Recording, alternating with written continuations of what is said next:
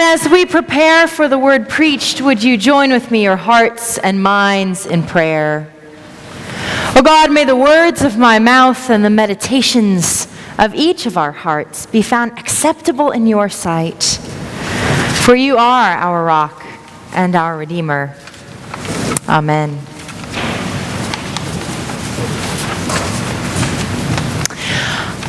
Oskar Schindler didn't set out to be a hero. He set out to make money.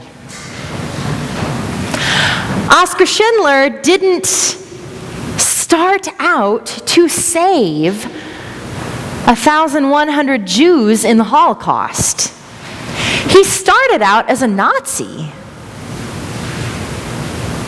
Oskar Schindler didn't begin as a shrewd manager. The kind of shrewd manager Jesus lifts up in this parable about the coming of the kingdom. He started out as a greedy man and saw Jews as cheap labor for the enamel factory he acquired in Poland. And then what he saw changed. He started to see his cheap workers not as expendable, but as people. As mothers, as fathers, as sons, as daughters, as human beings, not as expendable. And so he could not send them off to be exterminated. So Oskar Schindler, shrewd manager that he was, cooked the books in favor of the poor. He found ways, shrewd ways, by means of bribes and gifts, to protect his workers and keep the boss man happy. Oskar Schindler is the very kind of shrewd manager Jesus is talking about when he tells the story we heard. Make no mistake, Jesus is being subversive here. I love it when Jesus is subversive. Pay attention. He's buried the lead in the story that he's telling to the disciples, with the Pharisees and the scribes and the tax collectors and the sinners standing around. He's buried the lead. He begins by unpacking this grandiose plot. There's a rich man, he says, and we start seeing swimming pools and movie stars. A posse and the paparazzi. Ooh, there's a rich man. We get distracted. And the rich man is told that his main manager is stealing from him. And suddenly we see money laundering and Swiss bank accounts and skimming off the top. We see lies and deception. We see broken trust. We get distracted. And the rich man calls for an audit and threatens to fire the accused manager. And the accused starts to panic. I'm not strong enough to dig. I'm ashamed to beg. And we see bread lines and soup kitchens.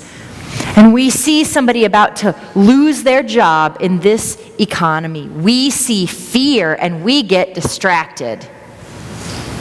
Don't get distracted, disciples. Don't get caught up in the setup. Jesus has buried the lead, and this is where the real story starts. Because like I said, Jesus is being subversive here. Jesus is expecting us to be shrewd, like the shrewd manager. He has a mixed audience, remember. His disciples are standing around with the people Jesus hangs out with, the tax collectors and the sinners, and the Pharisees and scribes who are always looking for the gotcha with Jesus. They're standing there too. It's a mixed audience. Jesus is expecting us to be shrewd, not to get caught up in the glitzy story. The real story, the story about how God's kingdom comes on earth, starts now in the parable. The manager starts approaching people who are in debt to the boss man. And from the sounds of it, they are up to their eyeballs in debt. "How much do you owe my master?" he asks. And one person answers, 100 jugs of olive oil. Now think about that for a second, would you? How much do you spend for a bottle of olive oil? I spend a lot of money on olive oil. Olive oil is not cheap stuff, even if you're living in the land of olives, as these people did. If you don't own the olive trees, and if you owe not 1, not 10, but 100 jugs of olive oil, you are swimming in debt. And what about the next guy? "How much do you owe?" And the man replies, 100 containers of wheat. Now, again, I'm no expert on ancient Middle Eastern commodities, but think about it for a second. If you owe 100 containers of wheat, and you don't have the means to just fork those over, which clearly this person does not, because if they did, they wouldn't be listed on a ledger somewhere in the debt column, in the you owe more than you're able to pay, so pay up column. In the you owe more than you're able to pay, so let's charge interest column. In the we're overcharging you already and we're charging you interest on top of it, so would you like to set up a payment plan for a small fee column? Jesus is being subversive here. And when we hear this story, we're not supposed to get caught up in the riches. We're not supposed to get blindsided by the rich man's problem. We're not supposed to keep up with the Kardashians. We're not supposed to get dreamy-eyed about what we see on Pinterest, and we're not supposed to think that the world would be a better place if we just had that one purse and those shoes and that stellar sound system and that bigger screen and the best car. Don't get distracted by the shiny things while you're listening to Jesus tell this parable. Be shrewd. Be the shrewd manager.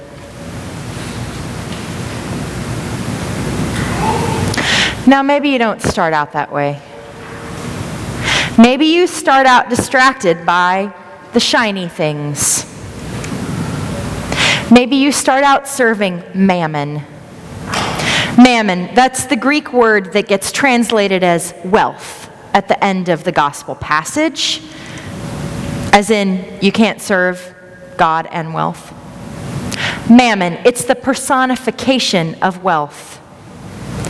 Mammon, it's the way wealth is treated when we serve it like a god. When we arrange our whole lives so that we can have more, buy more, acquire more. When we put preserving our wealthy lives over preserving human dignity. When that happens, then wealth is a god that we serve. Maybe we start out that way, right? Like Oscar Schindler did, serving mammon. Like the manager did before he became shrewd, serving mammon. Maybe we start out that way before we figure out how to cook the books for the poor. Maybe we start out serving mammon until we figure out how to be the balm in this world. It's easy for us to hear this story about Oskar Schindler and think, it's a really great example, but I don't have anything in my life that's like that. I don't have that kind of power. I don't have that kind of power in the world. I want to share with you two stories to let you know that there are people who are being the balm all over this world. There are shrewd managers all over this world, even right here in Champaign-Urbana. So it happens on a weekly basis that people come into our office and they ask for help. They need food, they need a gas card, they need somebody to find them a place to stay, they need a train ticket. I always try to direct people to the services in Champaign-Urbana that meet those needs first. And sometimes there's just a big gaping hole in the system. So we have this reserve fund. It's called the Good Samaritan Fund. If you look at the envelopes in your pews, there's this line that says Pastor's Discretionary Fund. That's not my Vegas money, people. That is the reserve fund that is now called the Good Samaritan Fund. If you put money in that fund, it goes to help people who wander in off the streets or some of you who need help. So I get this phone call from this mother. She's staying at a hotel on the north side. She has 4 children and she's pregnant. And there's no room in the shelter that takes parents and kids until a couple of days from now. And she's run out of money to pay for her hotel bill. And can I come and pay? So that she and her kids don't have to sleep in their car tonight. I go. And I get to the hotel and I find out how much the room is going to cost, and I know how much money is in the fund. And I talk with the manager and I say, so I can only pay for one room, and she's not going to be able to get into the shelter for a couple of nights. Can you cut me a deal? No, I can't cut you a deal. So I'm a pastor. I'm the pastor of a church. Here's my business card. Can you cut me a deal? No, I can't cut you a deal. Here's my tax-exempt card. Can you at least take the tax off of this? Can you do something? Can you do something so that this woman and her kids are not on the street? Because I can only pay for one night. Can you cut me a deal? No, I can't. Okay. I can pay for one night. That's all I can do. I give her the card. She hands me the receipt. And I look, and I say to her, is this right? Is that because and she says, it's right. And for a split second, there's this little half smile, this little hint of a smile. It's only there for like a millisecond, and then it's gone. She charged me for one night, but she didn't make their check out until 2 days from now. Be the shrewd manager. Cook the books for the poor. Be the balm in Gilead.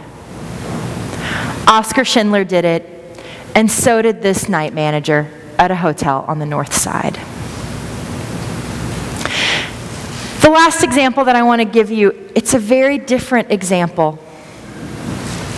There was this pastor, Methodist pastor, who was the pastor of Broadway United Methodist Church in Chicago. And in the late 90s, Greg Dell, that's his name, started doing gay weddings at the church. That is against the order of the Methodist Church. So he was brought up on charges. He was found guilty because he was guilty.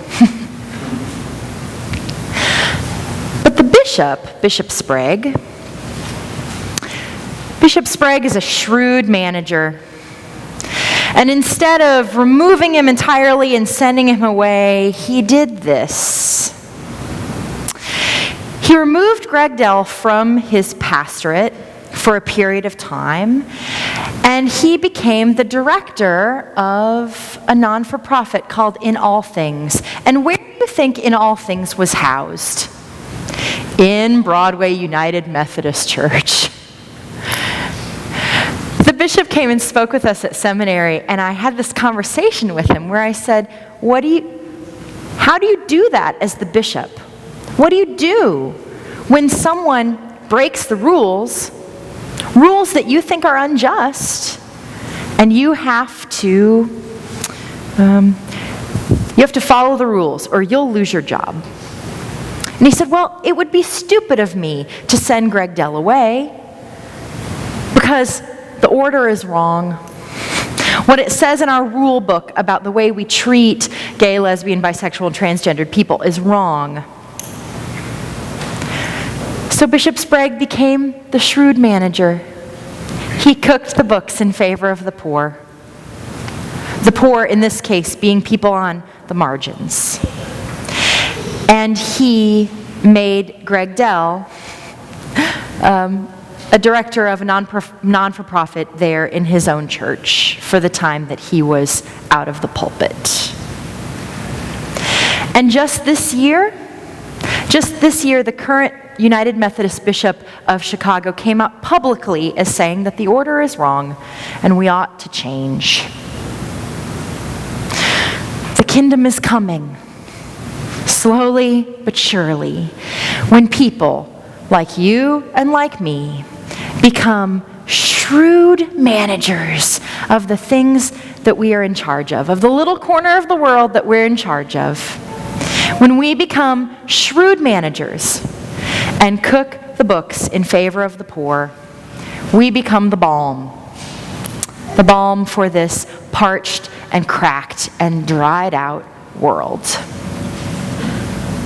How will you be the balm, shrewd managers? How will you be the balm? How will you be the balm? Amen.